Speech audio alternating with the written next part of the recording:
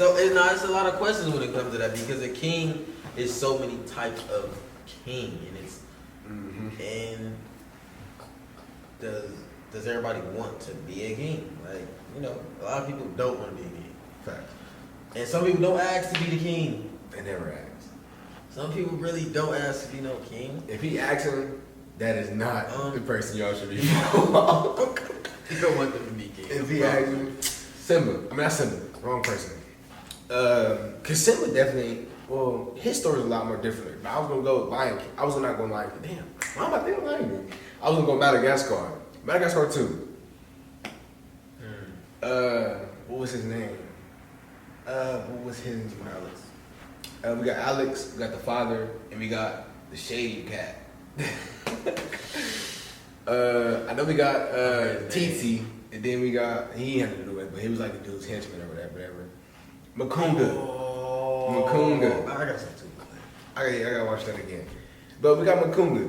His intentions was totally, I don't know, but to give him perspective and give more concrete vision on if he asks him to be king, that is not the guy that the person you want to fellow with. Like, you don't even fellowship with a person like that, nor do you want to follow a person like that. Like, so you're gonna do whatever it takes to get what he want. He wants to be looked at as such this perfect being, but that's the sacrificial king we're talking about. He's willing to sacrifice everyone's water, their food, their sustenance, all for to be at the top and to flourish in what he wanted to flourish in. For how long? Will always be. Archetypes, definitely dependable, easily dependable.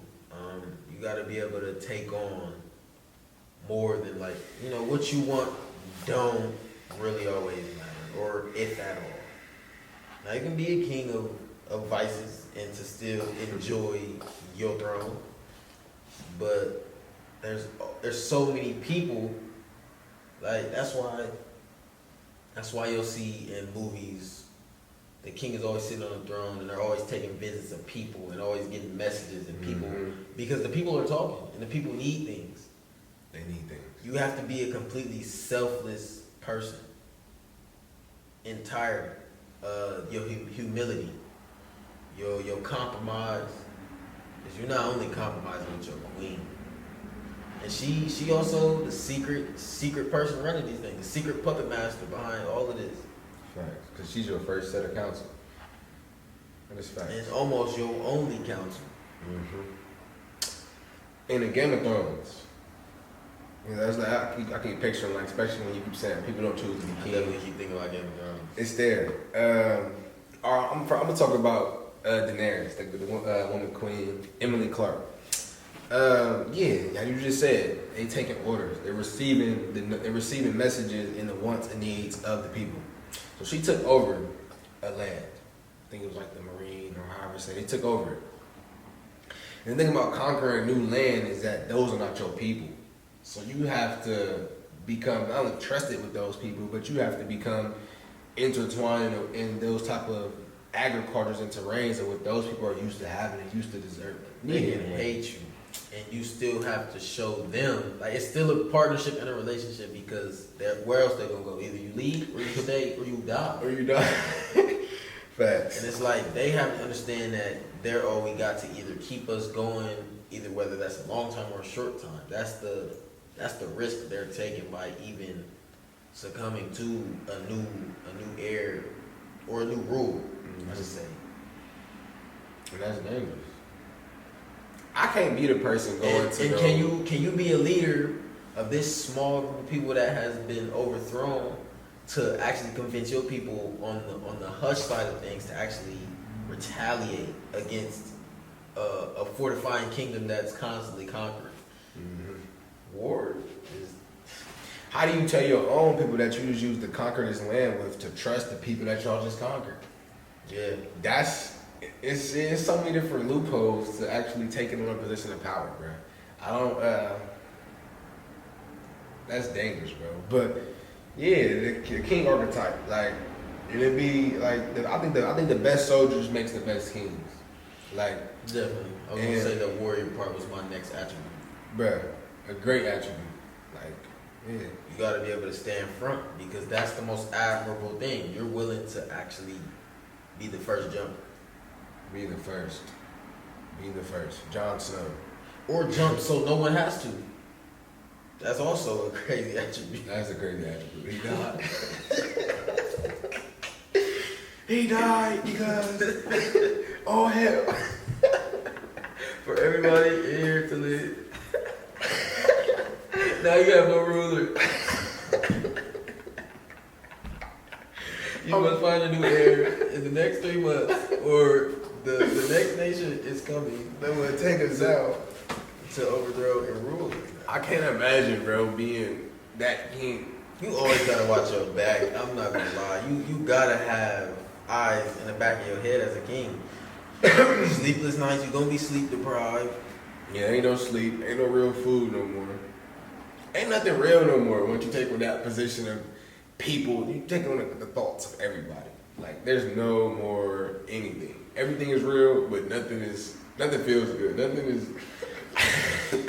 It's a numb feeling. It's like you Yeah. drown yourself in who's gonna be my next heir. I'm looking for him. I'm producing babies to... I'll make sure somebody is gonna be equipped enough to take this on. What I give it as far as king archetype is definitely somebody compassionate. Somebody Ooh. who can definitely feel, the empathizing, like who can feel between people, who know how to intellectual introspect between people, get between people, understand like you can't be too hands-on as a king, of course, but as a prince archetype, you are raised hands-on with a lot of different. You got probably the nannies, you got the general that you're talking to, training camps. You got a lot of different things where you have a lot of off time to be training, learning, reading. Whoever your librarian is at that time. But yeah, a lot of that. So like You gotta be able to communicate with all those types of people, the leaders of your kingdom. the leaders of your kingdom. I think the craziest thing is I think the best civilizations are when a king archetype has a strong prince archetype. Like those are them brothers for real. They ain't father and son. They is father and son, but those are brothers. Like and brothers in spirit, like and father and son in blood. But it's a nice, beautiful tangibility when you get into how a prince can truly serve a king archetype and how a king can truly produce a vital, thoroughbred version of a prince archetype. Like that's just bold. Like that's right there. That's just like Every prince isn't supposed to take on that anyway. nah. It's Because one. you create a competition instead of a brotherhood. Yeah. Instead of you can't even. Every prince ain't supposed to be fighting for the crown. They're supposed to run around and fight and learn each other and be loyal to each other and learn things in the library, learn things in there, get hurt. You know? Like they're supposed to be on every side of what makes this kingdom.